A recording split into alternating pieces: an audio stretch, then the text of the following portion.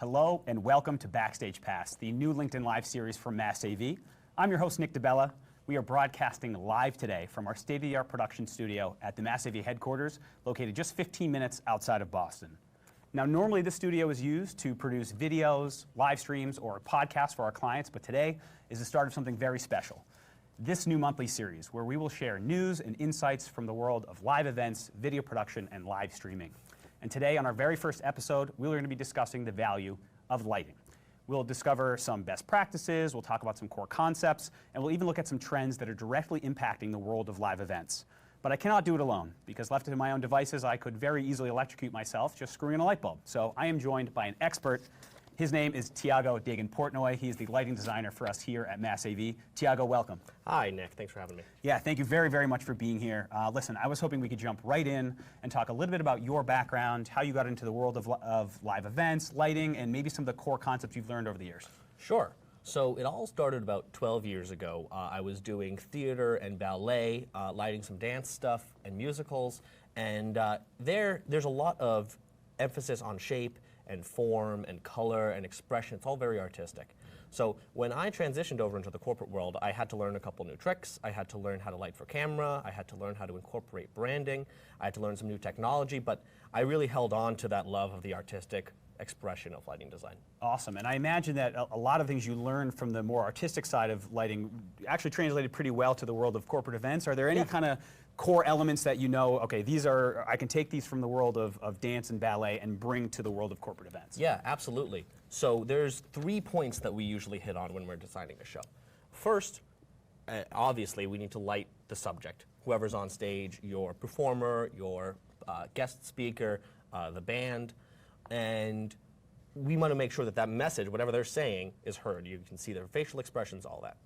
After we've done that, we need to direct the attention of the audience. We want your audience to look where we want them to look. Sure. So if there's stage magic happening on one side of the stage, we don't want them looking there. And we don't want them looking around the room, we want them focused. And finally, we get to set the mood with lighting. So we use color and shape and texture and pattern and the quality of light to set the mood and expand the message from the presenter and set branding. Bring that branding forward. Awesome, and I want to touch on something you just mentioned, namely talent. You mentioned lighting a band, and I want to bring that up because you recently had a pretty interesting opportunity to go on tour with a pretty well-known rock band around the country, and I think that sounds like something we definitely have to dive into at some point. I did. It was tons of fun. Awesome. So we'll touch on that a little bit later on, but before we do, I'm hoping we can talk about the fundamentals of lighting. If you can talk to us a little bit about what makes good lighting, what separates it from bad, and maybe some of the key elements that are needed to bring a lighting production to life. Yeah, absolutely. And we actually filmed a little demo that we can show you, so we can take a look at that and we can talk about that. Awesome. So you can see we have 3 sources of light here, and a handsome fellow who might look familiar right there. God, he is striking to look at. So let's take a look at what these 3 sources do. So we've got a key light, fill, hair, and your background. And so these all play together to create a round, full subject. We start with the key light. This is your main source. It highlights the subject, but we get a little bit of shadow on one side of the face. It looks a little dramatic. So we fix that with the fill light. That fills in from the other side, fills in that shadow, gives a little bit of two-dimensionality to the subject. But we can go even further, and we can add a hair light behind the subject that glows the shoulders, a little bit of glow on the hair, and separates the subject, which would be you in this case, from the background. Now, this background, we can also light. We can change the color and set that to whatever we want it to be using LEDs. Awesome. And so I imagine that gives you an opportunity to bring a brand's colors, maybe the logo, into the design throughout the event space? Absolutely. We can change that on the fly, whatever you need it to be, whatever you want, any color except black. Awesome. Well, so that's good lighting, and I know we also did a demo where we looked at bad lighting, and I'm hoping you can walk us through really what we're seeing and why it doesn't look quite as good as the professional lighting that you've done here. Definitely. So there you go. That is the same gear, same setup, same guy, with all of the stage lights turned off and the regular house lights turned on. Yeah, and I mean, you can see I look pale, I look ill. Yeah, it's very flat, it's very two-dimensional, it's not very deep, the colors aren't as rich. And that's the value that the stage lighting brings compared to regular cafeteria or office space lighting. Wow. Okay. So, I mean, to me, that was a really striking difference, and I think I probably speak for everyone out there when I say that's enough of my face for the time being. So, with that, I'm hoping you can walk us through the process, what it takes to go from what that bad example and take something to the good example. Let's say I'm a new client. I've just signed on with Mass AV, and your team is going to help me do the stage design and bring my event to life. I imagine lighting's to be part of that. Can you walk me through what I should expect? Sure. So we're going to start with the discovery stage. We're going to bring our team in, our art team, our technical team, our production team. Everyone's going to come in and we're going to ask a couple of questions. We need to know where the event's going to be, how many people, most importantly, what your vision is. What do you want this event to say? What do you want your audience to come away with after the event? So once we've gotten all that, we've asked those questions, we're going to retreat to our little corner, and we're going to do sketches, we're going to do concept art, and we're going to constantly be in contact with you, the client, checking in, making sure that we're on the same page with the vision. Once we have a concept design down, stage design, video, branding, graphics, all that stuff, we're going to move into the technical side. So we like to be about 2 weeks out at this point. Sure. Because we need a little time. The more time you give us, the better we can do. So in this technical stage, we're going to do the bulk of the CAD work, computer design work, floor drawings, equipment, pulling gear, testing equipment in the shop, preparing equipment in the shop. This is all before the trucks go out the door.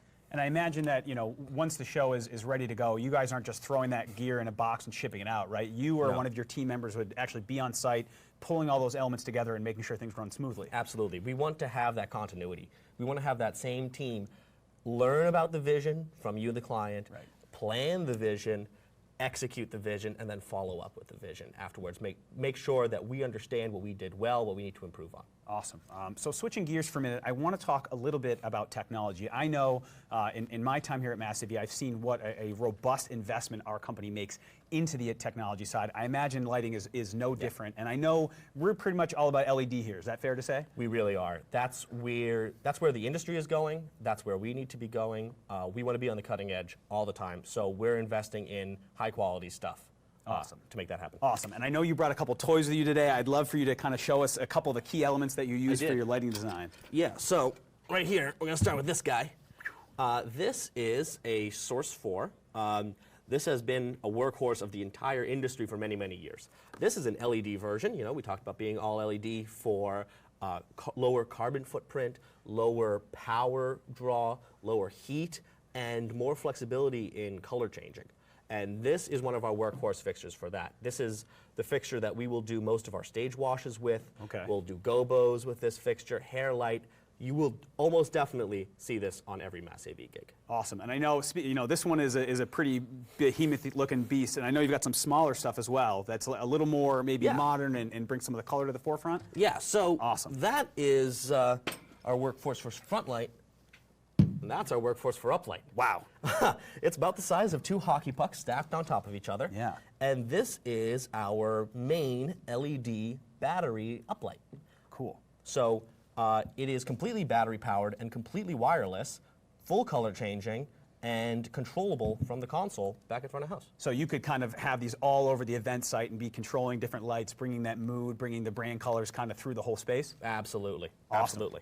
And I think you got one more thing you want to show us, so by all means. I do. So not everything we do is in a ballroom, corporate event. We do a lot of studio stuff too. We're in our studio now. Right. You saw those demos earlier. Those were filmed in here. This is our workhorse for the studio stuff. This is a Studio Force V Phosphor. It is also LED, and this one is variable color, but on a white spectrum. So from warm to cool white light. So it's really nice for fine tuning for cameras. Cool. And is this the one that we used for that lighting demo? This is the exact fixture that we saw earlier. It's the same fixture that's actually lighting this right now. And you mentioned lower heat consumption. Being under these for the last kind of 20 minutes or so, I don't feel really any heat coming off these at all. It's pretty comfortable under here. That's definitely one of the big upsides to LED stuff, so we can keep our fingerprints. Awesome. So that's, I think one side of the technology, and I know your team does a lot of work with stuff that's maybe a little bit more advanced as well. Yeah, we, in addition to all of this, we also have an inventory of intelligent intelligent moving lights, and we can show you a demo of that too. Awesome. Let's take a look at these auras here. This is one of our fixtures that zooms really wide and has some really saturated colors. So this is what we use to wash wide portions of stage with color for branding, for effect, for high energy, all sorts of stuff. We can also use creative programming to play around with some zoom effects, pan and tilt effects, and create a really dynamic, interesting fixture.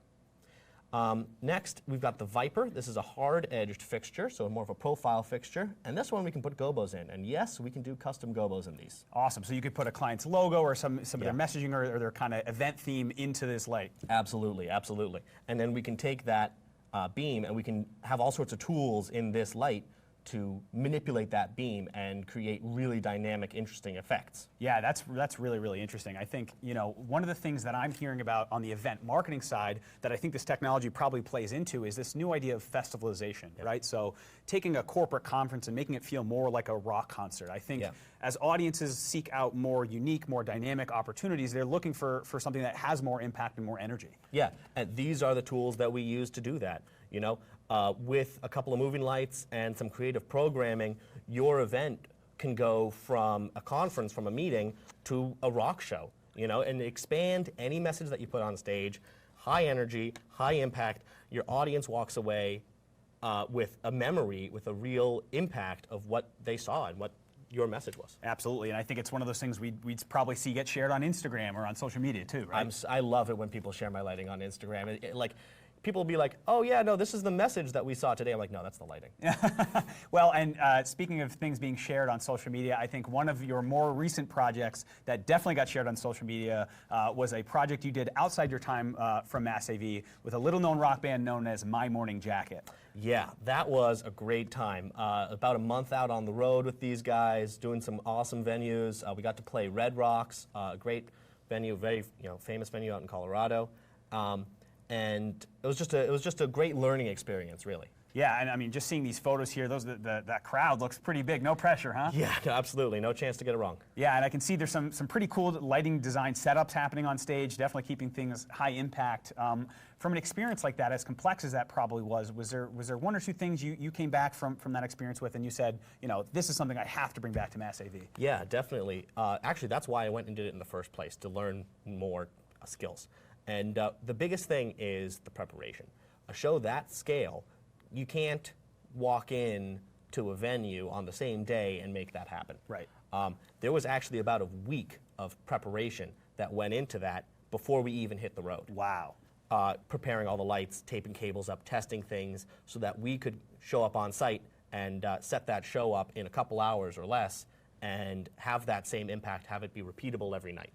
Wow. Well, I know, speaking for the whole team, I think we're all really excited to see how that kind of new preparation process will be brought into the Mass AV family here. Yeah, I'm really excited to bring that back and to scale that into our shows for our clients. Awesome. Well, for those of you watching, if you're interested in learning more about Tiago's time on the road with My Morning Jacket, we definitely encourage you to go to massav.com and check out the recent blog. Tiago actually sat down with me for an interview for the blog titled Skills Shine Bright. He goes into an immense amount of detail as to what it took to really bring those shows to life and the experience he had on the road with the band. So definitely encourage you to take a look at that.